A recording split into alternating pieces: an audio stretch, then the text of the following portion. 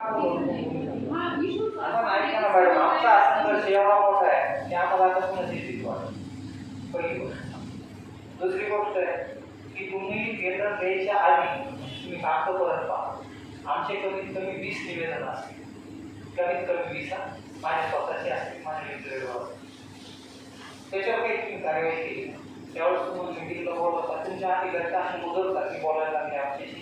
आम्ही पुण्यात जाऊन भेटलो तर त्यांना असं वाटायला लागलं की शेतकऱ्यांचं काय विषय, ती प्रॉपर्टी आमची, आम्ही तसं पहिलं तसं त्याचं मी वाटलं. ज्यावेळेस कोर्टाचा निर्णय, कोर्टाच्या निर्णयानंतर शासनाने, तुम्ही कोर्टाचा निर्णय वाचला,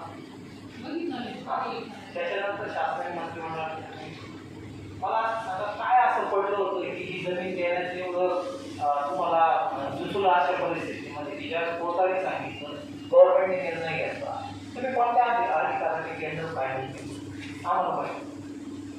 पहिली गोष्ट. दुसरी गोष्ट, तुम्ही जर असं काही आम्हाला हे दाखवून काही करणार असाल, हे काही होणार नाही. त्या 9 गावाच्या शेतकऱ्यांचा प्रश्न आहे, गेली 100 वर्ष आम्ही पाहतोय आणि आज आमच्या अशी अवस्था आहे की आम्ही 2 एकरावर सुद्धा मोठं.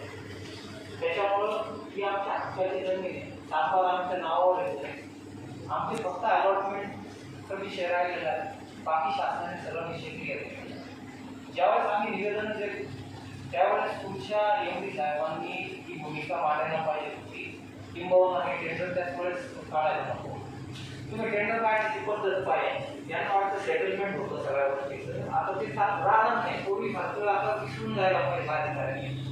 आता माहिती झालेलं आहे लोकांना, सारोमत पेपर येतो सगळ्यात प्रसिद्ध पेपर. का बरं तुमचे टेंडर येत नाही सारोमत? काय करायचं मला सांग. तुम्ही पुण्यात बसणार, सातारा सांगलीच्या पेपरला तुम्ही टेंडर नोटीस काढणार, तिथून पैसे आम्ही पैसे भरू शकलो नसतो, आमच्याची क्षमता नाही. तुम्ही द्या 127 एकरचं टेंडर आम्ही घ्यायचा आहे, पैसे भरतो, मी भरतो, काही प्रॉब्लेम नाही.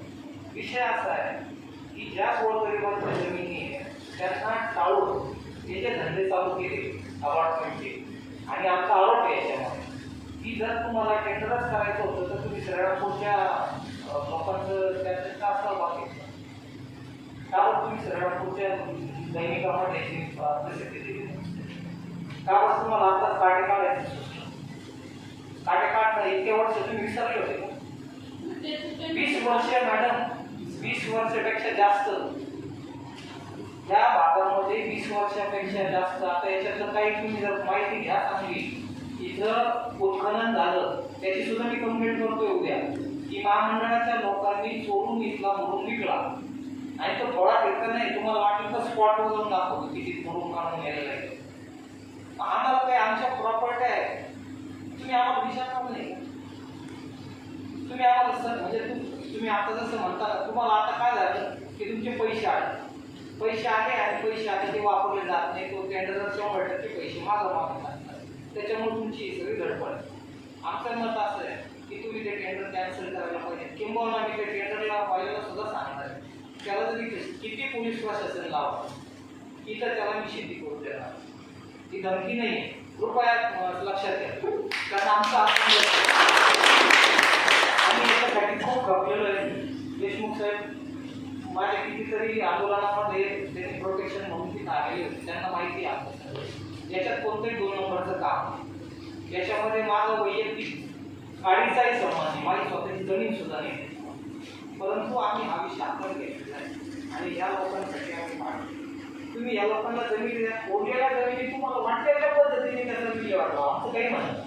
पण साहेब, त्या जमीन देणारी जी यंत्रणा आहे ती शासन आहे, महामंडळ नाही. महामंडळाला जेव्हा शासन सांगेल काही कागदावर लेखी येईल तेव्हा महामंडळ करेल. खंड करायचा लढा होता त्यावेळेस महामंडळाने वर्ग केल्याचा जमिनी असं नाही, त्यामुळे महामंडळाने वाट केल्या आपण काहीतरी गडबड होती, तुमच्या माहिती कदाचित नसेल आणि मी या प्रोसेसमध्ये म्हणून सांगतो.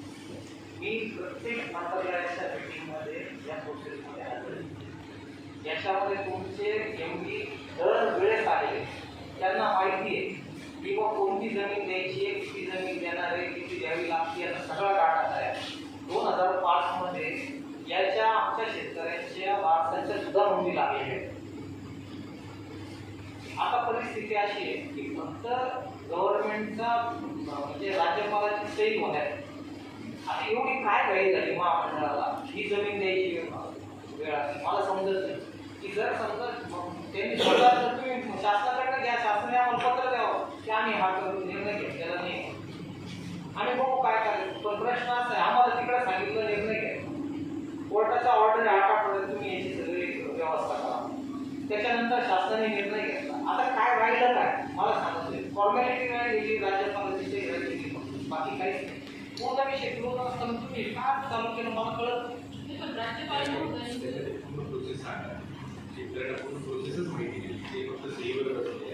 ऐका ना आम्हाला काही प्रोसेस वगैरे सांगू नका आम्हाला माहिती प्रोसेस काय आहे कृपया डायव्हर्ट करू ठीक आहे तुमचं झालं असेल बोलणं. 2 मिनिटं थांबतो तुमचा इथं काही विषय नाही साहेब तुम्ही कृपया याच्यात येऊ नका प्रश्न असा आहे की महामंडळाने या जमिनी कोणत्या अधिकाराने वाटल्या कृपया ही जमीन जी आपल्या इथे संपलेली तर तुम्ही कोणत्या अधिकाराने वाटली टेंडर प्रक्रिया आहे टेंडर प्रक्रिया जेव्हा कोर्टाने मंडळाची स्वतंत्र मान्य आहे body ना आहे. तुम्हाला अधिकार होते ते कधी होते कोर्टाच्या निर्णय मागण्याच्या आधी तुम्ही त्या वाटल्या त्या कुणाला दिल्या त्या सुद्धा विषय आमच्या याच्यातला आहे पण आम्ही तिकडे जाणार नाही कारण की तो विषय आमच्या याच्यात आत घ्यायचा नाही जो विषय कोर्टाच्या निर्णयानंतर झालेला आहे त्याच्यामध्ये हस्तक्षेप असायला नको आणि जर तुम्ही अशा पद्धतीने काम करत असेल तर काय होणार कॉन्फ्लिक्ट होतं याच्यात काय वाटतं कारण आम्ही संघर्ष आमच्या 9 गावात नाही वाढत 7,500 एकर जमीन घेत होतो त्याच्यातले आता महामंडळाचे लोक मला त्या दिवशी सांगत होते की 4,500 एकर जमीन आहे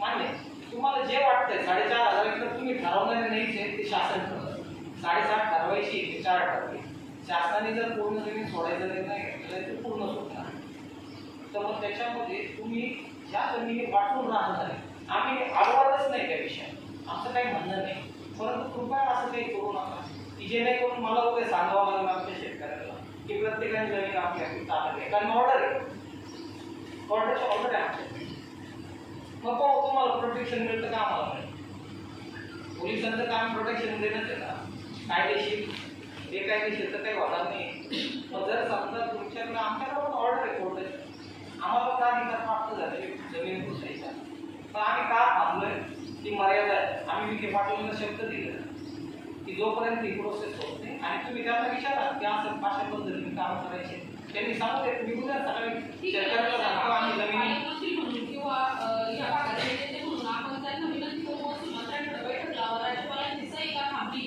किंवा आम्ही जाऊ आलो मॅडम. प्रक्रिया काय होते आपण पुढच्या आठवड्यात मीटिंग लावा ना. लावू तुम्ही 10 वेळा बोलवा. आपल्या मंडळाच्या अधिकारी आहे, तुम्ही शेतकऱ्याचे प्रतिनिधी आपल्या वैयक्तिक वाद नाही काय आपला सांगा? जो आहे तो याच्यावर आहे आपण त्याची पुढच्या आठवड्यात 100% याच्यावर विषय झाला आमची एक टीम जाऊन मागच्या 8 दिवसापूर्वी जाऊन भेटून आले रेल्वे मिनिस्टरला पण भेटले विखे पाटलांना पण भेटले आदरणीय एकनाथ शिंदेला पण भेटले आणि त्यांनी सांगितलं सगळी प्रोसेस कम्प्लीट झाली रिसेट करतोय पहिला मी राज्यपालांकडे आणि कदाचित 15 ते 20 दिवसात हा होता असं की आणि हे पाहिजे कोर्टाची ऑर्डर असल्यामुळे करावं लागतं हे कोणी जरी मिनिस्टर बदलले काय काय झालं त्याच्यात मला वाटतं की ते अडचण असेल टेक्निकल काही इश्यूज होते परत फाईन पाठवायचं त्यांनी व्यवस्था केली आमचे लोक जाऊन आलेले आणि तसे निवेदन पण दिलेले शिंदे साहेब होते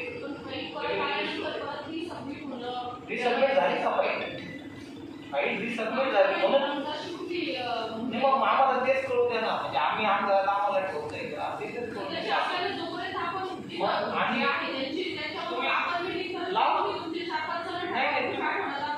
तुम्ही कधी लावा ना आम्हाला रेव्हेन्यू मिनिस्टरची मीटिंग तुम्ही विखे पाटील साहेबांना आम्ही विनंती करू तिथे या. पण रेव्हेन्यू मिनिस्टरच्या विषय आता घेतला त्यांनी आम्हाला शब्द दिला आमच्या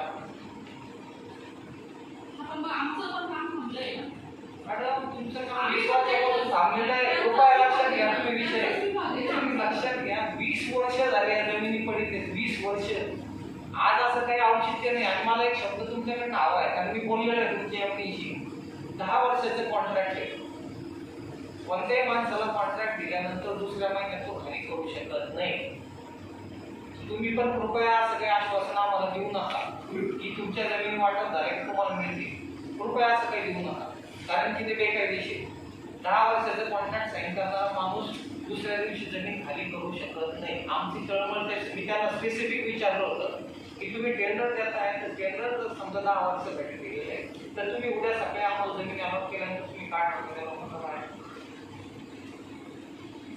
नाही होऊ शकत. तुमच्याशी चर्चा म्हणून आपण काय वैयक्तिक वाद नाही, पण आमचा संघर्ष खूप मोठा आहे. त्याच्या आम्हाला काही दडपणाची आता काही भीती राहिली तर त्याच्यामुळं कृपया जे काय असेल निर्णय घेणारे जे आहे शासन आहे आणि त्याच महामंडळाला होतो या तुम्हाला आता थोडं स्पष्ट बोलतो.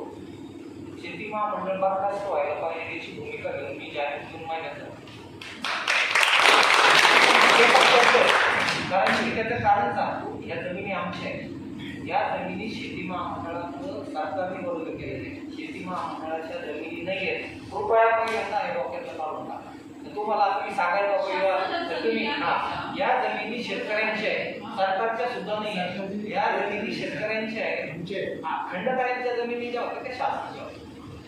आखाडी पडीच्या जमिनी ह्या शेतकऱ्यांच्या जमिनी आहेत. या जमिनी सरकारने घेतल्या होत्या कल्टिवेशनसाठी, त्या कारखान्याला दिलेल्या होत्या आणि त्यांच्याकडे एक्सेस जमीन सापडली म्हणून ती सिलिंगमध्ये गव्हर्नमेंटकडे गेली. गव्हर्नमेंटकडे ही जमीन शेतकऱ्याकडनं सिलिंगमध्ये गेलेली नाही.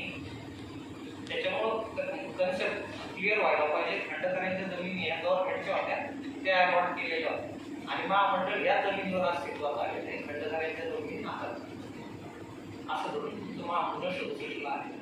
त्याच्यामुळं मला असं वाटतं की हा वाद घालण्याचा विषय नाही, फक्त समजून घेण्याचा विषय. अधिकाऱ्यांनी समजून घ्यावं किंवा जे लोक प्रामाणिक मी काय म्हणतो तुम्हाला पैशाचाच विषय आहे महामंडळाला. आम्हाला याची 27 एकर तर द्यायचीच नाही पहिली क्लिअर, काहीच विषय नाही. तुम्ही कॅन्सल करा, ते कॅन्सल करा, आम्ही पैसे देऊ. पैसेच पाहिजे ना गव्हर्नमेंट महामंडळाला. गव्हर्नमेंटने तर दिलेलं आहे. तर तुम्हाला काय अडचण असेल तर आम्ही बघतो. पण कृपया असं तुम्हाला बाहेरच्या माणसाला आणून देणार नाही आणि आम्ही झगडणार नाही. तुम्ही निघून जा.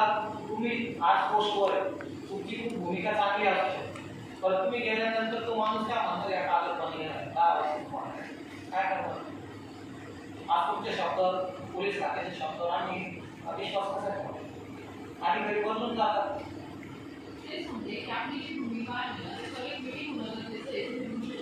तुम्ही कधी बोलवा, काही अडचण नाही. तुम्ही सांगा, आम्ही हे सगळं समजून सांगतो. पेपर सांगतो. माझ्याकडे 750 पानाचं पिटिशन आहे.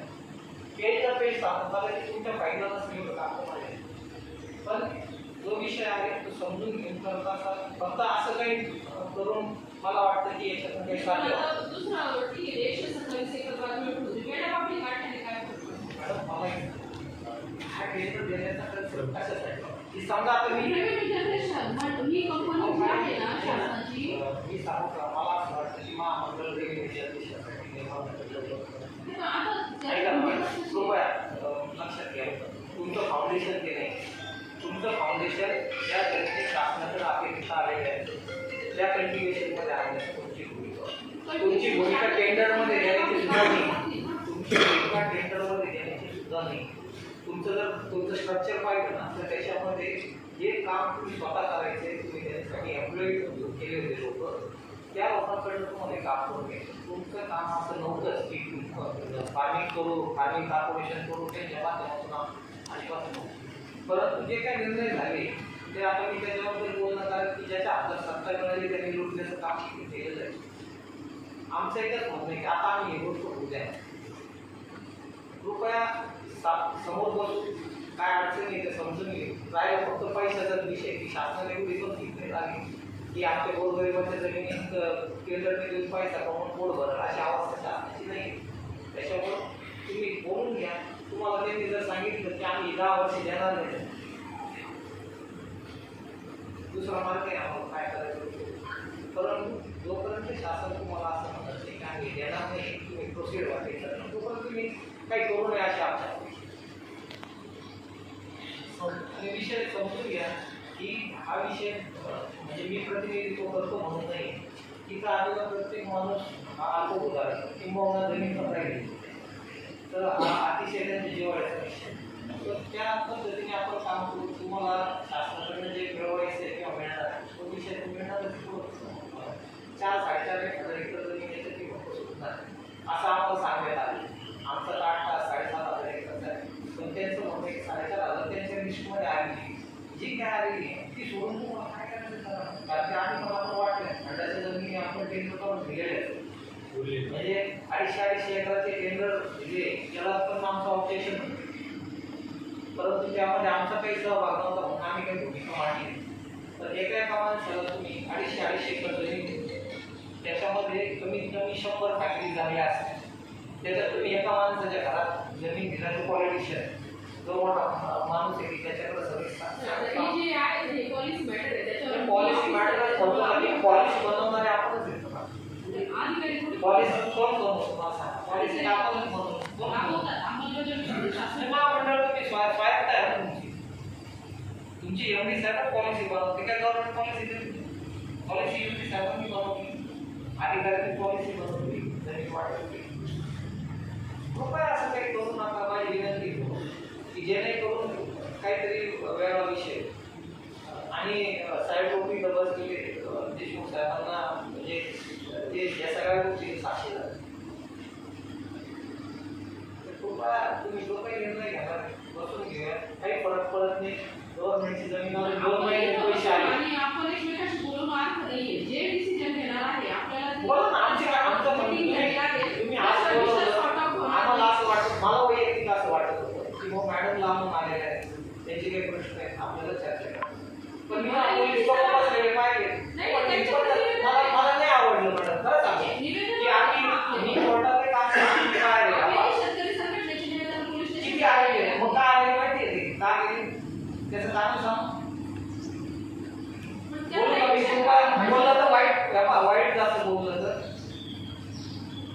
जर तुम्ही पोलीस स्टेशन मधनं आमच्या माणसाला फोन येत असेल कंप्लेंट नसताना तर मला निवेदन देणं स्वाभाविक.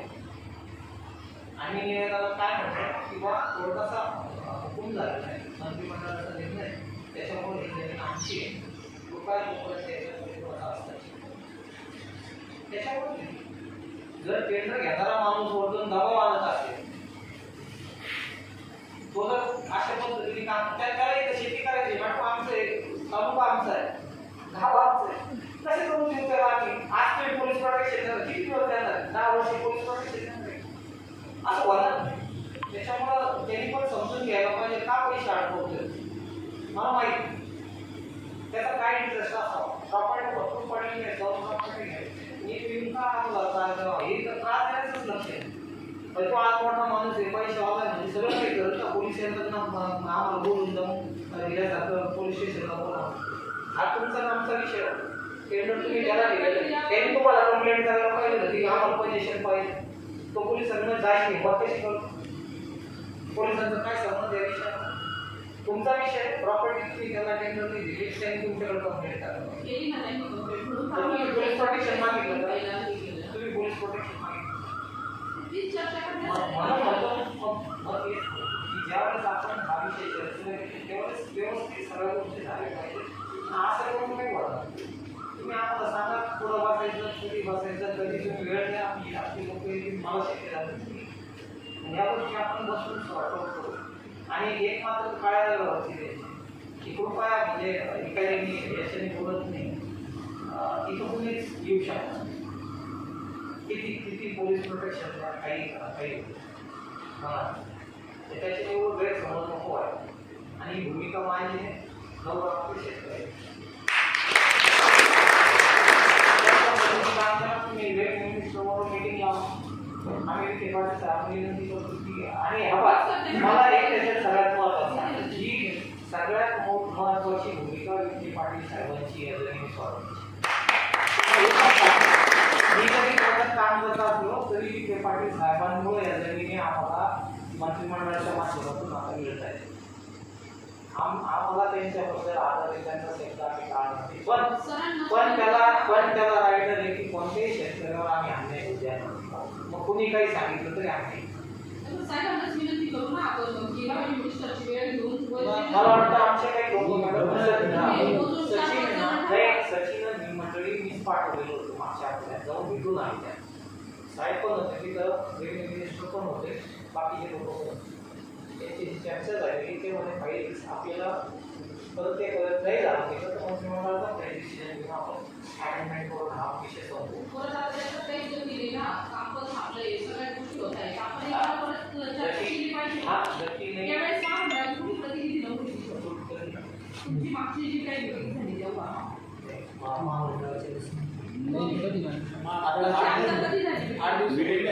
ते सचिवाला भेटले होते ना आम्ही. महामंडळाच्या काहीतरी आमच्या मिनिस्ट्री काहीतरी गाईडलाईन पाहिजे ना. पाहिजे. मग पण रेव्हेन्यू मिनिस्टर तुमचे आपण इथं चर्चा करून इथं काही आपण रेव्हेन्यू मिनिस्टर तुमच्या रेव्हेन्यू मिनिस्टरच्या फोनवरची चर्चा झाल्यानंतर आम्हाला आधी अपेक्षित असं आहे की त्यांनी आम्हाला शब्द दिलेला ही फाईल रिसर्च होणार आहे आणि तुमचं काम फार झालं तर एक दिवस होणार आणि याच्यात तुम्ही वाटलं तर काउंटर चेक करू शकता.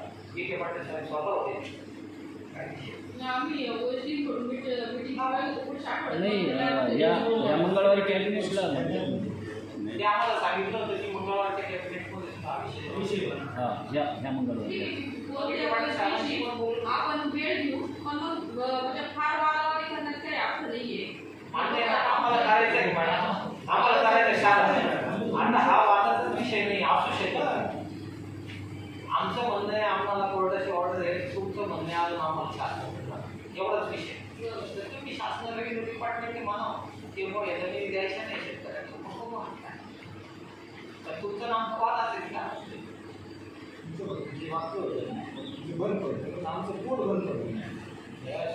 हे अल्प उदाहरण शेतकरी आम्ही भूमी आहे आणि आम्ही आज अशा परिस्थितीत आलेलो आहे की आता आम्हाला काही मर्यादा ठेवायच्या नाही किंवा त्या काही जे व्हायचं ते होतं परंतु जे काही होईल कायद्याची चौकशी आणि आज पण भूमिका असते आम्हाला जर त्रास होतो तर आम्ही उद्या सांगितलं असेल शेतकऱ्याला काय अवघड काय केसेसच होतील ना बाकी काय होणार परंतु सगळ्या गोष्टी व्यवस्थित झाल्या पाहिजे. या लोकांचा हक्क आहे त्यांना मिळालं पाहिजे आणि आम्ही अधिकाऱ्यांच्या बाबतीत आहे फार तसं संवेदनशील आहे. आम्हाला असं वाटतं आमच्या अधिकाऱ्यांना त्रास होतो परंतु जर तुम्ही कुणाच्या दबावात काही करत असेल तर त्याचा काटा केल्याशिवाय त्यांना आम्हाला माहिती काय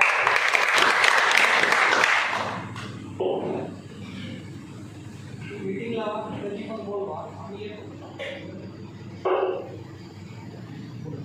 सर्वप्रथम मला वाटतं शेतकरी आणि आपल्या सर्वांच्या मनात काहीतरी संभ्रम तयार झालेला आहे पोलिसांनी इथं बघून. पोलीस आलेच म्हणजे काय तुम्हाला पकडायला आणि तुम्हाला जेलमध्ये टाकायला नाही हे पहिले डोक्यातून काढून. आम्हाला सकाळी मॅडमकडून विनंती झाली की संध्याकाळी अशी मिटिंग ठेवलेली आहे तिथं लोक येते गोंधळ होऊ शकतो आणि आपण जर आला तर आमची बाजू आपल्यावरती ना आपल्यालाही समजेल आमचे मुद्दे काय आहेत ते शेतकऱ्यांचे मुद्दे काय आहेत हे जाणून घेण्यासाठी पोलीस इथं आलेले आहे. हे पहिला मुद्दा. दुसरा मुद्दा आम्हाला जे सांगितलं गेलं की हे जे आता सांगितलं आकारखडी आणि खंडकर हे दोन वेगवेगळे विषय आहेत. तर आकारखडी त्याच्याबद्दल आम्ही बोलणं योग्य नाही. आता मॅडम बोलतील त्याच्याबद्दल जे काय आहे आम्हाला जी सकाळची ब्रीफिंग होती त्या ब्रीफिंगच्या ह्याच्यानुसार आमचं पण काम निश्चितच प्रोटेक्शन देणार आणि मग जर ज्या एजन्सीनं प्रोटेक्शन मागितलं तर त्यांची बाजू लिगल आहे नाही आहे हे पोलीस बघत नसतात. एकदा प्रोटेक्शन दिलं की ते आम्ही काम करू आम्ही काम करणार आम्ही प्रोटेक्शन देणार. परंतु हे लक्षात घ्या की शेतकरी असतील किंवा इतर आपले जे असे विषय असतात आदिवासी बांधव असतात शेतकरी यांचे जेव्हा विषय असतात तेव्हा ते संवेदनशील विषय असतात ते नाजूक पद्धतीने हाताळतात आणि ती चर्चा करण्यासाठी त्याची मिटिंग होती. तुम्हाला काही आदेश देण्यासाठी किंवा निघून जाईल कोणाचं सांगण्यासाठी ही मिटिंग नव्हती. त्यामुळे विनाकारणाचं काहीतरी बोलून काहीतरी असा समज करून घेऊन आपण सगळेजण समज करून घेऊ नका. त्याची जी लिगल बाजू आहे आता आम्हाला ज्या गोष्टी रेकॉर्डवर दाखवण्यात आलेल्या आहेत त्या रेकॉर्डवरच्या गोष्टी मॅडम सांगतील. आता माझी विनंती त्यांनी ज्या आम्हाला काही रेकॉर्डवरच्या गोष्टी सांगितल्या ज्या काही निर्णयाच्या बाबतीत हायकोर्टच्या डिसिजनच्या बाबतीत 24 तारखेला जे हायकोर्टाचा डिसिजन झाला ऑगस्ट महिन्यामध्ये त्या डिसिजनबद्दल, नंतर तुमचे जे अध्यादेश दिला होता गव्हर्नरकडे सहीला त्या अध्यादेशाबद्दल आणि तो अध्यादेशाचा आता काय झालं नाही हे सगळं त्यांनी आम्हाला जे सांगितलं ते त्यांनी कृपया इथे रिपीट करावं, जेणेकरून आपल्या मनात हे संभ्रम राहणार नाही सर्व शेतकऱ्यांच्या मनात की आपल्याला कोणीतरी चुकीची माहिती देते आणि त्या माहितीसाठी आपण राहतो, असं होणार नाही. ठीक आहे. तर ही जी भूमिका आहे ती भूमिका महामंडळानं आमच्याकडे मांडली आणि त्यांनी आम्हाला प्रोटेक्शन जर मागितलं तर ते प्रोटेक्शन आम्ही 100% देऊ. परंतु हे आपल्याला समजून घेणं गरजेचं आहे की जर ह्याच्यातून मधला मार्ग निघत असेल आणि आपल्या जे आतापर्यंत आपण जे हे केलेलं आहे ते जर होत असतील तर त्या सर्व गोष्टी समन्वयातून होणं गरजेचं आहे.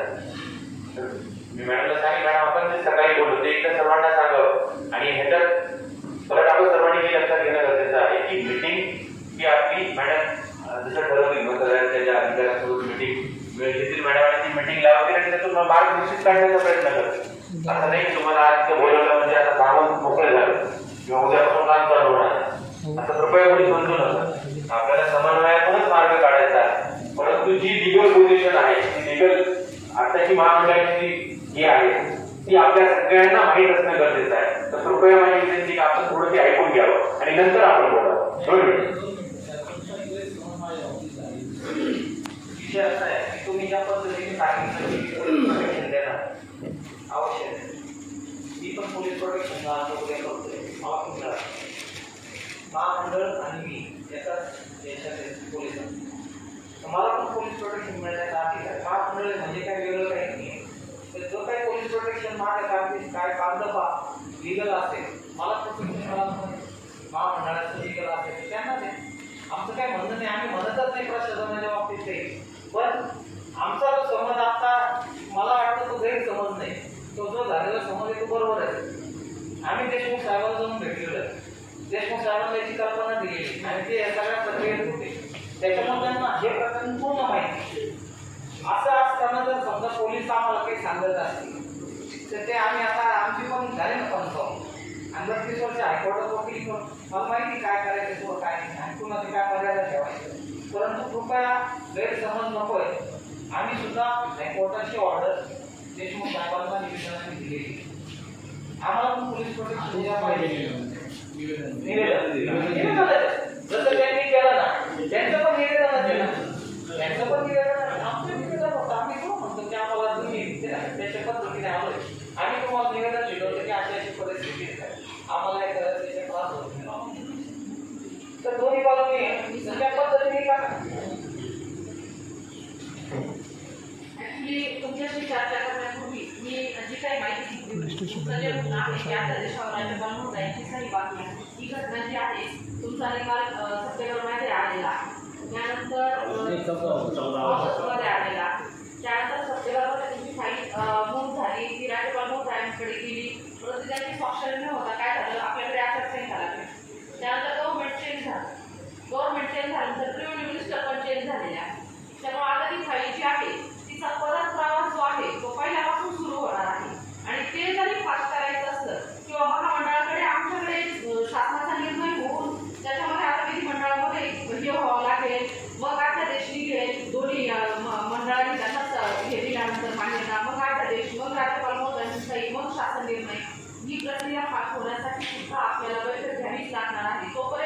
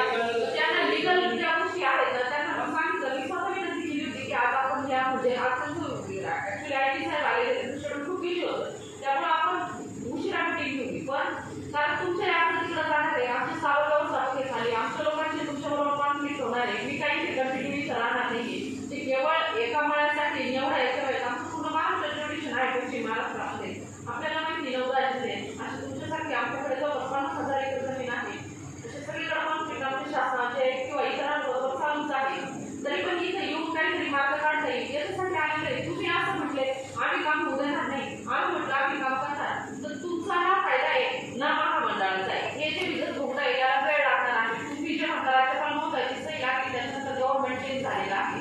त्यामुळं परत ते फाईल जी आहे ती तशी मूव्ह होणार आहे. तुम्हाला तिकडे प्रयत्न करावा लागणार आहे की जेवढी फास्ट होईल आणि ज्या दिवशी होईल तुम्हाला जर म्हटले ते या 127 एकर त्यांनी वाटपाला काढली ती तुम्हाला द्या म्हटलं तर आम्ही नाही म्हणणारच नाही. महामंडळ हस्तांतरित करेल जिल्हाधिकाऱ्यांना. जिल्हाधिकारी वाटप करतील तुमचे जसे वाट पडतील जशा पद्धतीने तुमचे कुटुंब घटक तुमचं आता ते परत पहिल्यापासून चेक होईल कोणाची जमीन किती गेली हे गेली. पण त्या प्रक्रियेपर्यंत तुम्ही फक्त हे सगळं थांबून ठेवलं त्याच्यापेक्षा तुम्ही जे करायला पाहिजे त्यालाच कडक करावं असं माझं म्हणणं आहे. हे फक्त हँड करून उपयोग नाही आहे. तुम्ही तिकडून निगडी तुम्ही जा आणि तुमचं म्हणणं जे तुम्ही तुमच्या मनात पाठवून द्या. ज्यावेळेस शासन आर्थिक देशील त्यावेळेस आम्ही कशाला थांबतोय. खंड करायची केलंच ना आपण वर्ग केलंच जमीन 30-40 हजार हेक्टर 80,000 हेक्टर जमीन महामंडळ सांभाळतो असं काही नाही आहे. त्यामुळे इथं नुसतं आडवून बसून आणि हे करून याच्यात काहीच अर्थ नाही आहे. फाईल परत तरी सबमिट होईल कारण तुम्हाला माहिती गव्हर्नमेंट चेंज झालेलं आहे.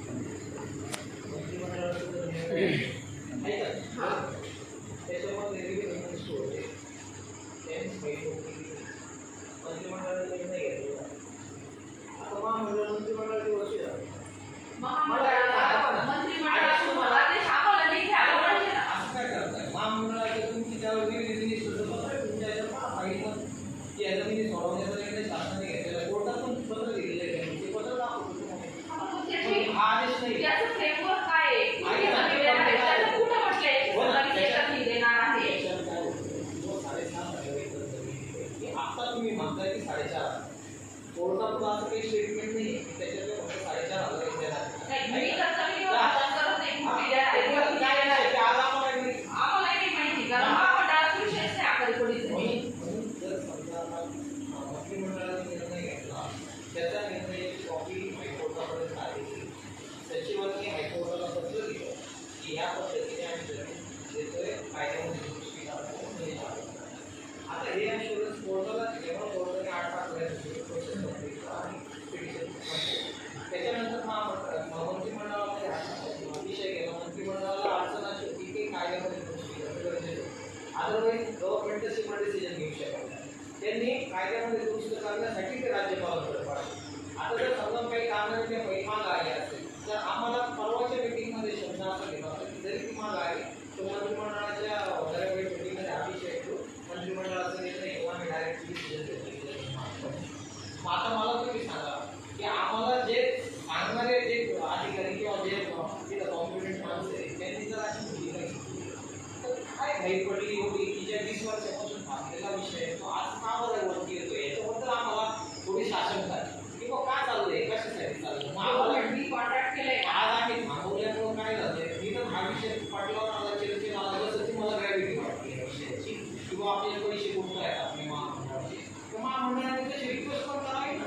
जरी मिनिस्टरला की शेतकऱ्यांचा असा विषय तुम्ही तो विषय क्लिअर करा तर आम्हाला परत देऊन टाका की या जमिनी आम्हाला परत करायचं विषय संपला आम्ही पाहतो. पण असं होणार नाही ना मॅडम की तुम्ही तिकडनं काहीतरी सांगणार किंवा ह्या लोकांनी मिळून आम्हाला बाहेरच्या लोकांनी मिळून आम्हाला गावात काहीतरी सांगायचं आणि कुठंतरी कुणाच्या जर प्रेशरमध्ये नाही म्हणतात असं होईल का मला तर कॉन्फ्लिक्ट नको आहे मला. तुम्ही स्पष्ट फक्त तुमचं एक पत्र जाऊ द्या जरी मिनिस्टर या अशी परिस्थिती झालेली कोर्टाचा निर्णय मंत्रिमंडळाचा निर्णय अधिकाऱ्यांनी पूर्णपणे माहिती न दिल्यामुळे हे प्रकरण बरेच दिवस लांबलेलं आहे असं मला आरोप आहे. त्याचं कारण असं आहे की सगळा हा डाटा पुढे आणलेला होता. महामंडळाची मानसिकता होती आहे फक्त विखे पाटील तिथं आल्यानंतर हा विषय मूळ झाला. त्याच्या आधीचा प्रस्ताव आमचा रिजेक्ट झालेला होता. त्याच्यानंतरचा प्रस्ताव कोर्टाच्या आदेशाप्रमाणे पुढे गेलेला आहे. त्याच्यामुळे मला असं वाटतं की आता जमीन परत त्या विषयाला आम्हाला अडकवायचं आणि परत आम्हाला चक्रा मारायला लावायचं हे काही बरोबर नाही चाललेलं. तुम्हाला जर वाटतंय ना तेव्हा शेवटी काय आहे की जमिनी इथे करणारा माणूस बाहेरचा आहे. तुम्ही लोक काही रोज येऊ शकत ना पोलीस प्रशासन येऊ शकत. मग हे गरज आपण आणि केसेस तर काही फरक पडत नाही. अशा किती केसेस झाल्या याच्यावर माझ्या आवाज पण बरेच झाले काय फरक पडतो. फक्त आमची विनंती आहे की याच्यामधनं काहीतरी वेगळं होतं. तुम्ही तेवढे निर्णय घ्या. तुम्ही एक पत्र द्या आम्ही त्या दिवशी तुम्ही पण हे सगळं रिॲलिटी ठेवा. हे जे साहेबांना सांगितलं गेलं नसावं असं मला वाटतं. या जमिनी आकडेपडीच्या जमिनी आहेत याचा सरकारचा काहीही संबंध नाही. कृपया हे त्यांना सांगा. त्यामध्ये पोलीस प्रोटेक्शन द्यायचं का नाही ते ठरवतो. लक्षात आलं की जर असं नको व्हायला तर खंडकाराच्या जमिनी शासनाच्या जमिनी म्हणून महामंडळाच्या आहे, हा विषय पूर्णपणे वेगळा आहे. या अखरीपरीत जमिनी या कधीही शासनाच्या नव्हत्या, महामंडळाला कसायला फक्त ते सिलिंग ॲक्टमध्ये आलेले आहे. 90 वर्षाच्या काळापर्यंत जमिनी होत्या, 90 वर्षाच्या काळापर्यंत आपल्याला 1960 साला त्याची पहिली सुरुवात झाली होती. हा विषय पूर्णपणे संपलेला आहे. आता 105 वर्ष झालेला आहे आणि तो करार संपूर्ण 10 वर्ष झाले. त्याच्यामुळे निर्णय घ्यावा लागलेला आहे जमीन मालकाला. शासनाने असा निर्णय नाही घेतला. खंडकाराच्या जमिनी आणि तुम्हाला माहिती आहे सेक्शन 20 प्रमाणे ज्या जमिनी शासनाच्या ताब्यात आलेल्या आहेत, शासनाला विल्हेवाट लावण्याचा अधिकार आहे. या जमिनी त्याच्या नाही आहे, म्हणून शासनाला अमेंडमेंट करायची गरज भासते. हे तर शासनाने सरळ सांगितलं असतं सेक्शन 20 खाली या जमिनी मागं देतात तशा तुमच्या खंडकाराच्या. त्याच्यासाठी 28 साला अमेंडमेंट आणण्यासाठीचा प्रस्ताव केला. तर मग काय हे सगळं अधिकाऱ्याला समजून सांगा. उभं काय होणार आहे, मी काहीतरी बोलणार, त्यांना काहीतरी अदरवाईज वाटणार आणि विषय पाहणार. तर माझा आम्ही याच्यामध्ये जो अभ्यास केलेला आहे, आम्हाला तुम्ही चर्चेत घ्या आणि अधिकाऱ्याला समजून सांगू की बाबा असं नाही, पोलीस प्रोटेक्शन मलाच मिळालं पाहिजे. मी म्हणतो हक्काने महामंडळाला पोलीस प्रोटेक्शन होऊच शकत नाही, कारण जमिनीच नाही त्याच्यामध्ये. कागदावर मला दाखवा तुमच्या मालकीच्या जमिनी, आपण हा विषय साहेब तसं म्हटलं तर लिगली 7-12 नाव महामंडळाचं आहे. तेच तर म्हणतो ना, 7-12 म्हणजे काय ते क्लिअर करतो. पण मग आता नाव आहे त्याला, आता तुम्ही तुमच्या हाताखाली सांगा. आता तुमचं स्वतःचं जमीन तुमचं नाव आहे, त्याला तुम्ही काय म्हणणार? त्या दुसऱ्याच्या असं थोडी म्हणणार. ओनरशिप वेगळा विषय, टायटल वेगळा विषय आणि Title आहे. कसणारा वेगळा विषय. टायटल कसणारा विषय वेगळा. महामंडळाचं. तुम्ही पाहता 7 वाजता परत एकदा बघा.